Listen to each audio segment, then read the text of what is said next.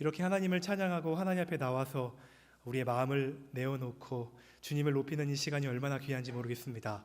주님의 부르심을 받은 자들이 한 마음으로, 한 정성을 다해, 한 믿음으로 주님 앞에 올려드리는 이 귀한 시간, 주님께서 기뻐 받으시고 특별히 하나님 앞에 올려드리는 우리의 기도 제목 하나하나 우리가 미처 간구하지 못하는 것까지도 주님께서 다 응답해 주시리라 믿습니다. 왜냐하면 우리 주님은 능력의 주님이기 때문입니다. 우리 주님은 신실하신 분이기 때문입니다. 우리는 결코 이 세상을 혼자 살아갈 수 없습니다. 만일 혼자 살아갈 수 있다고 하는 사람이 있다면 그는 참으로 대단한 사람일 것입니다. 결국은 다른 사람을 찾게 되고 다른 공동체를 찾게 되고 그리고 내 마음을 알아주는 그 무엇을 찾기 마련입니다. 따라서 우리는 공동체원으로서 살아가며 대화가 너무너무나 중요한데요. 이 대화에는 많은 요소가 있습니다. 정보 전달뿐만 아니라 감정, 인격, 그리고 상대방을 존중하는 그러한 마음들, 그리고 자신의 위치, 그리고 기대하고 있는 어떤 기대치들, 너무나 많은 요소들이 우리가 하는 대화들 가운데 내포되어 있습니다. 우리가 A라고 하는 정보를 전달한다 하여도 듣는 사람은 이 사람이 B와 C까지도 원하는구나 라는 것을 깨닫고 눈치챌 수 있는 이유는 대화에는 많은 요소들이 있고 너무나 커다란 것들을 내포하고 있기 때문입니다. 이러한 면에서 휴대전화는 참 많은 한계를 가지고 있는 것 같아요. 정보 전달과 음성의 높낮이 그리고 속도만으로 상대방의 의중을 정확하게 판단하기 매우 어렵기 때문입니다. 전화통화를 하다가 음성이 높아지거나 아니면 갑자기 침묵을 합니다. 어떤 생각이 드시나요? 내가 뭐 잘못했나? 내가 뭐 실수했나? 뭐 잘못한 거 없는데 왜 그러지? 이런 생각 하시지 않습니까? 근데 침묵하고 있었던 이 사람은 길을 가다가 갑자기 넘어질 뻔한 거예요. 그래서 말할 타이밍을 놓쳐서 그저 말문이 막힌 채 다른 곳에 한눈이 팔려 있었을 뿐이지 사실은 상대방에 대해서 악감정이 전혀 없습니다. 근데 왜 전화를 받는 사람은 오해를 할까요? 휴대전화에는 한계점이 있기 때문입니다. 반면 기도는요, 한계를 뛰어넘는 능력이 있어요. 우리가 막 기도를 하다가 말문이 막혀서 그저 주여 아버지 라고만 하나님 앞에 읊조린다 하여도 우리 주님은 내 마음을 만지시고 날 찾아오시고 날 안아주시고 한량없는 하나님의 놀라운 빛으로 우리를 채우시는 그 주님의 놀라운 능력을 경험하시지 않았습니까? 기도는요, 평생 할 수 있습니다. 우리가 하나님 앞에 내가 하나님 앞에 얘기할 수 있고 기도할 수 있는 어떤 쿠폰을 내가 가지고 있으니까 기도할게요 라고 하는 게 아니라 하나님이 우리들에게 허락하여 주신 이 귀한 믿음의 권세를 가지고 예수 그리스도 이름으로 나와서 기도하는 그 모든 기도 가운데 우리 주님께서 기뻐 받으시고 그 기도 제목이 하나도 땅에 떨어지지 않게 하시는 우리 놀라우신 하나님의 능력을 바라보게 됩니다. 기도는요, 부재 중일 때가 없는 것 같아요. 우리 주님은 주무시지도 않고요. 우리 주님은 한눈을 팔지도 않으시고요. 우리 주님은 우리가 무엇을 하고 있든지 어느 상황에서 주님 앞에 주님과 대화를 시도하여도 그 주님은 늘 반갑게 맞아주시며 우리를 안아주시는 분이십니다. 그래서 우리가 읽은 오늘 시편 95편에 나오는 시편 기자는 그래서 하나님 앞에 이렇게 고백할 수 있었던 것 같습니다. 하나님을 찬양하며 어떻게 나아가냐면 하나님 앞에 무릎을 꿇으며 나아간다고 나옵니다. 하나님을 찬양하고 하나님을 기뻐하는 자의 모습 가운데 특징이 무릎을 꿇는 것입니다. 우리는 무릎을 누구에게 꿇습니까? 언제 무릎을 꿇어 보셨습니까? 우리는 무릎을 꿇지 않습니다. 세상에선 무릎을 절대 꿇지 않아요. 아무리 자존심이 상하는 일이 있다 하여도 무릎만큼은 꿇지 않습니다. 근데 이상하죠? 주님 앞에 나오면 주님을 찬양하고 있노라면 하나님 앞에 머리를 숙일 수밖에 없고 하나님 앞에 무릎을 꿇을 수밖에 없으니 말입니다. 성령님이 우리를 그렇게 인도하세요. 왜냐하면 하나님의 그 크신 사랑을 경험을 하니까, 하나님의 나를 만져주시는 게 느껴지니까, 하나님이 내 기도 소리 하나하나 다 들어주고 계시니까 그 주님의 원대하신 사랑하심과 만극하신 은혜 앞에 우리가 무릎을 꿇지 않고서는 배길 수 없는 것입니다. 특별히 오늘 시편 기자는 그 하나님에 대해 이렇게 고백을 합니다. 6절 말씀에 우리를 지으신 분이시다. 그리고 7절 말씀에 우리를 기르시는 분이요, 우리를 돌보시는 분이요, 우리에게 말씀하시는 분이다. 이렇게 기록을 하고 있습니다. 하나님께서 우리를 창조하신 거 믿으시죠? 우리 예레미야 선지자는 어머니 모태에서 나를 창조하신 하나님을 노래하는 것을 우리는 성경 말씀을 통해서 확인할 수 있습니다. 나는 이러한 모습으로 자라나기를, 성장하기를, 빚어지기를 기대하지 않았었는데 우리 주님은 언젠가 나를 이렇게 하나님을 바라볼 수 있는 존재로 만들고 계셨으며, 하나님은 나를 이렇게 높은 위치로 이끌고 계셨으며, 사람의 생각으로는 전혀 상상할 수 없는 그곳으로 하나님이 나를 높이 세우시는 귀한 일들을 지금도 경험하고 계시리라 믿습니다. 우리가 하나님 앞에 올려드리는 찬양 가운데 You raise me up 있지 않습니까? 주님께서 우리를 산 높은 곳에 세워주셔서 하나님의 이름을 높이 찬양하며 주님 앞에 나아갈 수 있게 하여 주셔서 감사합니다. 우리는 나를 창조하시고 나를 빚으시고 나를 만지시고 나를 붙들어 주시는 그 하나님을 찬양할 수밖에 없습니다. 특별히 하나님을 아는 지성과 하나님을 아는 감성과 하나님을 아는 의지를 주셔서 하나님 앞에 믿음으로 나아오게 하셨습니다. 우리를 제사장으로 삼아 주셔서 예수 그리스도 이름으로 말미암아 언제나 주님 앞에 무릎을 꿇으며 창조주 하나님을 찬양하며 나를 빚어가시는 그 하나님의 귀한 뜻과 역사하심을 경험하며 생각하며 누리며 느끼며 살아가게 하셨습니다. 하나님께서 주시는 믿음 따라, 주님께서 주시는 말씀 따라 우린 오늘도 예수 그리스도 십자가 보혈 아래 머무르며 주님을 향해 이렇게 고백합니다. 아버지.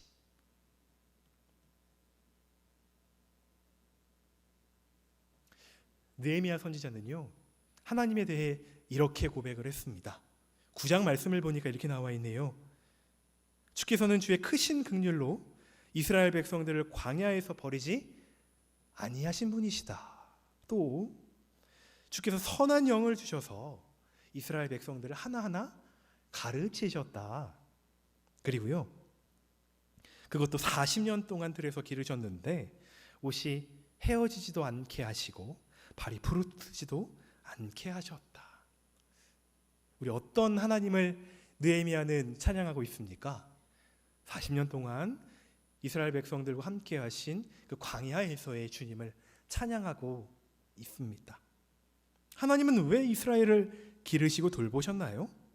그들이 뭐가 이뻐서, 틈만 나면 불평하고 원망하고 하나님 우리를 왜 이곳으로 이끌어 주셔서 이곳에서 죽게 하시나요?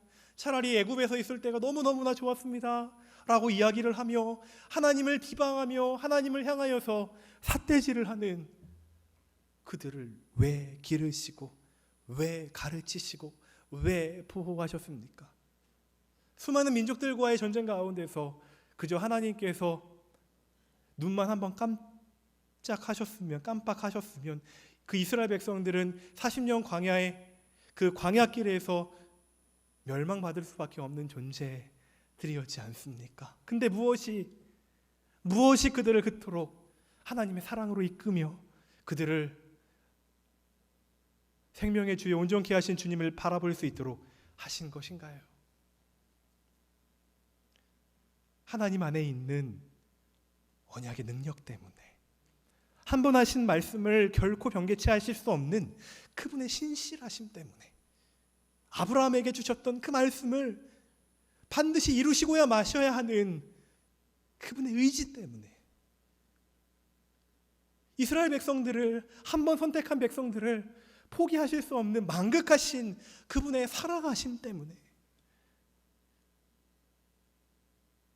주님 앞에 나와서 하나님 저희들이 잘못했나이다. 모세가 그러잖아요. 저 백성들을 한 번만 좀 용서해 주십시오. 하나님, 제 이름을 생명책에서 제하셔도 좋지만 이 백성들 다시 한 번만 주님께서 좀 살려주십시오. 그 만극하신 하나님의 사랑하심이 이스라엘 백성들을 포기치 않게 하신 것입니다. 주의 이름의 능력으로 말미암아 이 자리에 다시 한번 주의 기름 부으심의 능력을 의지하며 나오신 우리 예수인교회 성도 여러분, 하나님께서는 우리를 포기치 아니하십니다. 왜냐하면 우리를 버리지 아니하신다고 했거든요. 왜냐하면 우리들에게 축복하신다고 했거든요. 왜냐하면 우리들의 나약한 육체를 깨끗게 하신다고 했거든요. 우리들의 영혼을 다시 한번 주님 앞에 세우셔서 하나님의 위대하신 역사를 이루신다고 약속하셨거든요. 그 주님을 다시 한번 바라보길 소망합니다. 그 만극하신 사랑하심의 그 크신 능력을 이 시간 경험하길 소원합니다. 하나님 앞에 나아가는 자들은 오늘 우리가 읽은 시편 기자의 고백을 다시 한번 따라야 될 줄 믿습니다. 본문 8절에서 10절까지 말씀 보니까 시편 기자는 우리들에게 하나님을 시험하지 말 것을 당부합니다. 8절에 보니까요, 이 사건을 얘기를 합니다. 마사와 무리바에서 있었던 사건을 시편 기자는 기억을 해냅니다. 마사 무리바 어떤 지명인가요? 이스라엘 백성들이 하나님을 시험하였다가 하나님이 우리 가운데 계신가 안 계신가 그것을 시험했다가 하나님이 정말 살아계시고 하나님이 정말 우리와 함께 하시고 하나님이 정말로 우리를 붙들어 주시는구나, 이것을 깨닫고 난 이후 지었던 지명이 바로 마사 무리바입니다. 10절 말씀해 보니까 40년 동안 하나님의 보호하심과 기르심이 있었음에도 불구하고 이스라엘 조상들은 미혹되어서 하나님을 시험했다고 나와 있습니다.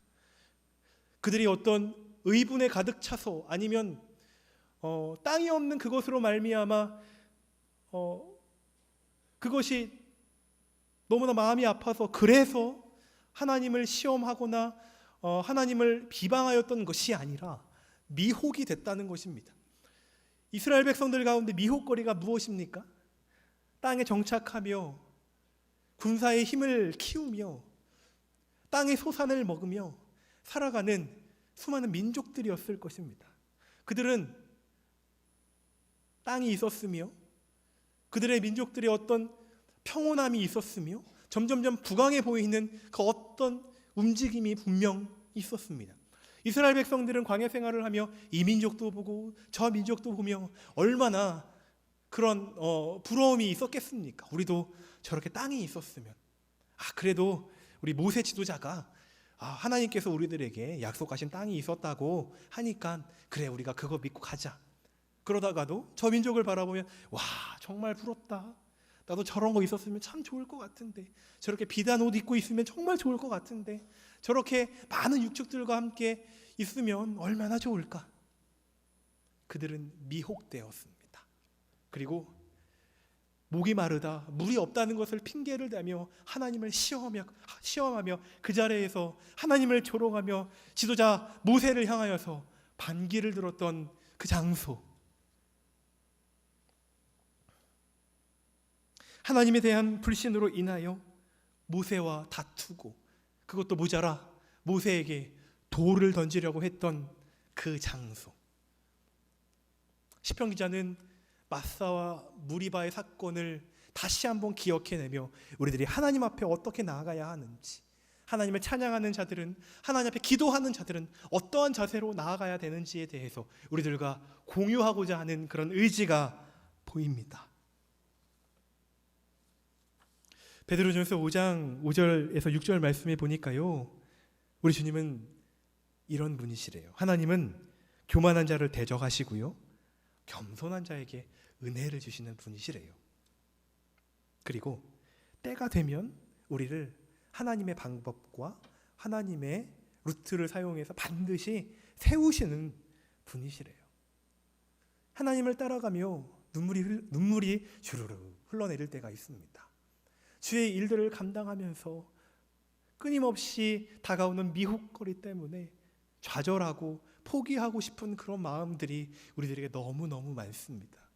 근데요, 우리 하나님께서는 그러한 우리들을 기억하시되 어떠한 자들에게 복을 주시냐면 그 가운데서도 하나님을 의지하고 주님을 바라보고 주님 앞에 나와서 기도하고 주님을 찬양하고 세상과 버타지 않고 오직 주님께만 자신의 모든 것들을 내려놓는 그런 사람들에게 주님이 복을 주신대요. 그리고 때가 되고 시가 되면 우리 주님께서 반드시 응답하시고 세우시고 이끌어 주신대요. 많은 기도 제목으로 하나님 앞에 씨름하고 계신 분들이 계신 줄 압니다. 기도하십시오. 우리가 같이 기도합시다. 하나님은 그 기도 제목 하나하나 버리지 아니하십니다. 때가 되면 이루시고, 때가 되면 붙들어 주시고, 때가 되면 보여주시고, 때가 되면 이루어 주실 줄 믿습니다. 평준화의 법칙이 있다고 합니다. 40대는 욕망의 평준화라고 하는데요, 누구나 성공을 바라보며 그렇게 살아간다고 해요. 50대는요 지식의 평준화가 있다고 합니다. 더 많이 배운 사람이든 아니면 반면에 좀 덜 배운 사람이든 살아가는 걸 보면 아는 게 거기래요. 그리고 60대는 외모의 평준화가 있대요. 우리 교회를 보니까 외모의 평준화가 없는 것 같아요. 다 선남 선녀신 것 같아요. 제가 아부가 좀 심하죠? 네, 60대는 외모의 평준화가 있어서 미스코리아 출신이나 길거리 가는 사람이나 그 얼굴이라고 합니다. 70대는 성별의 평준화가 있다고 합니다.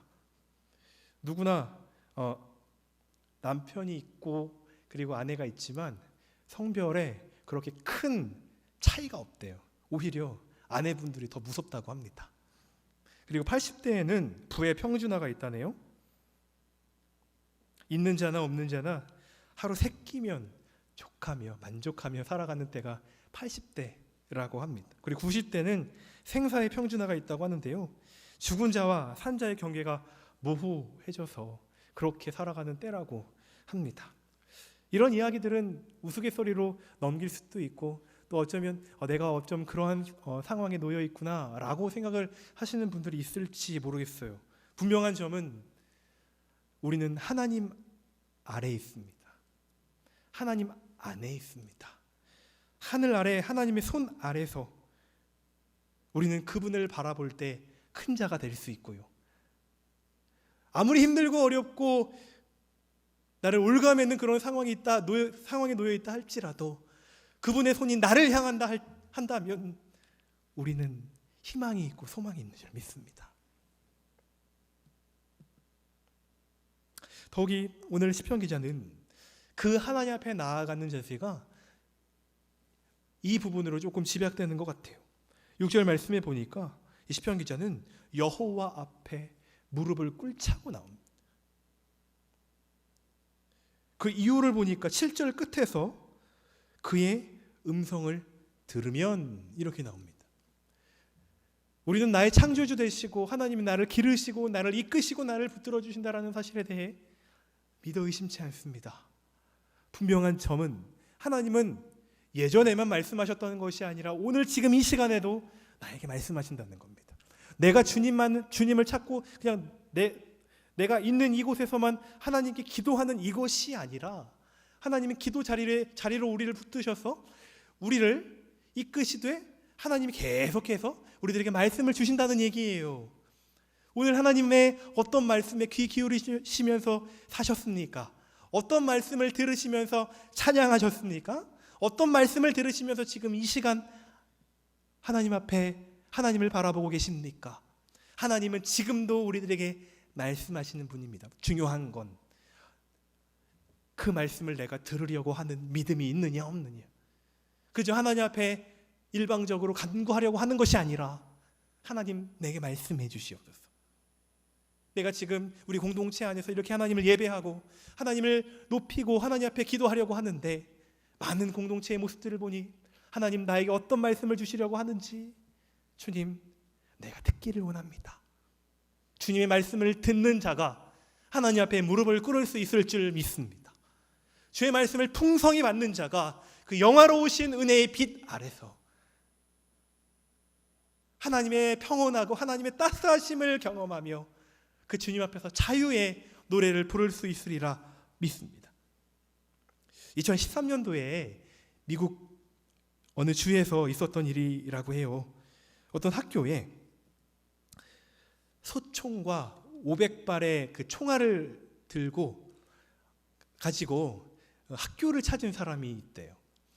이 사람은 이제 백인 어떤 청년이었었는데 사회에 굉장히 큰 불만을 가지고 내가 이러한 불만을 가지고 있다라고 하는 걸 알려주기 위해서 소총을 가지고 학교로 갔대요. 학교에 누가 있나요? 학생들이 있어요.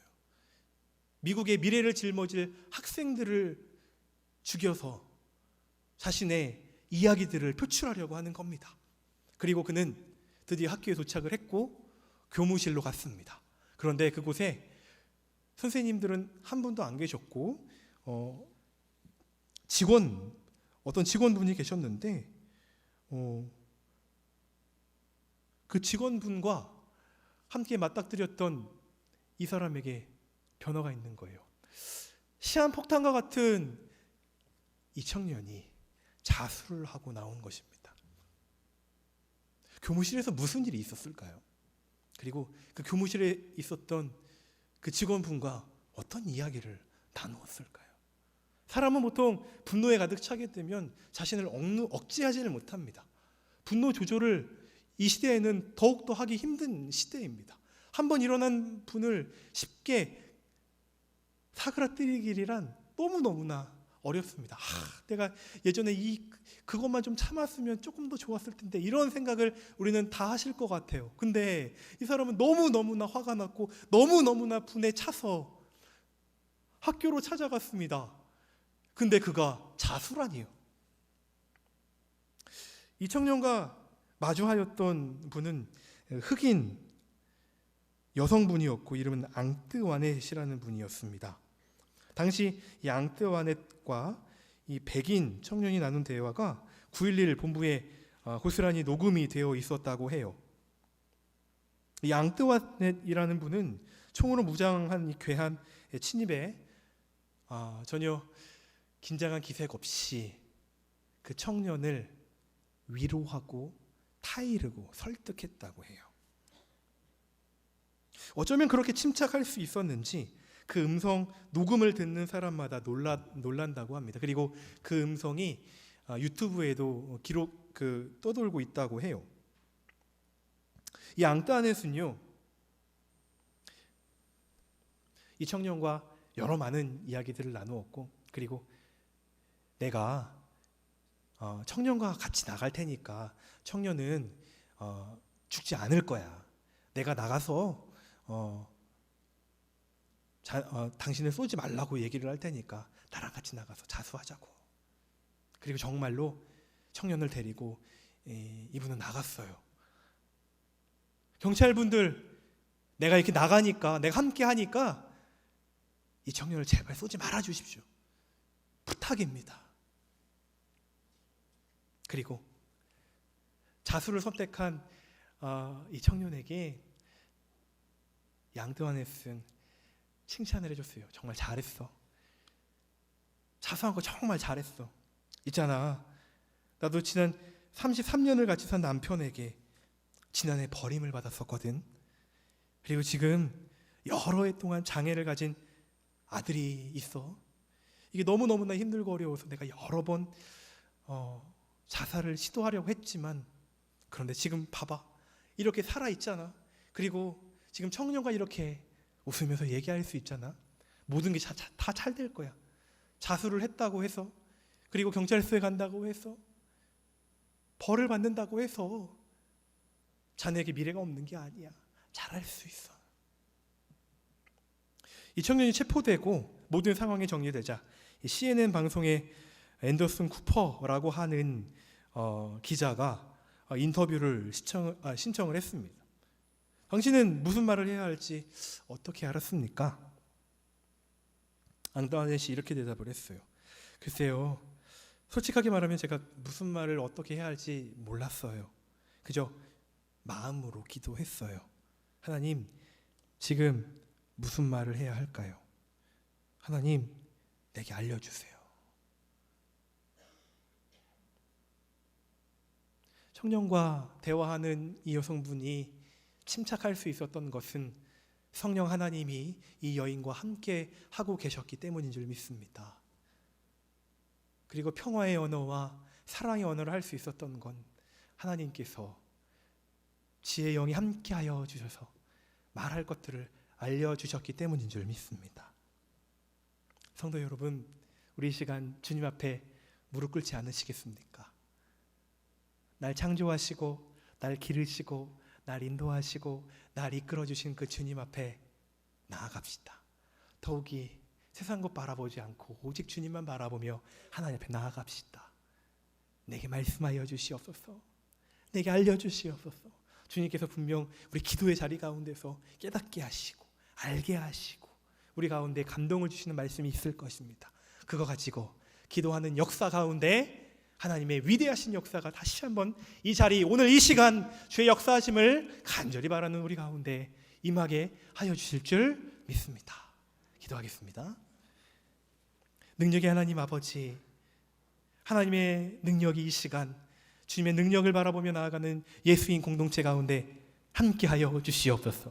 주님만 바라며 주님만 찬양하며 하나님 앞에 무릎 꿇는 우리들 되게 하여 주시옵소서. 예수님 이름으로 기도드립니다. 아멘.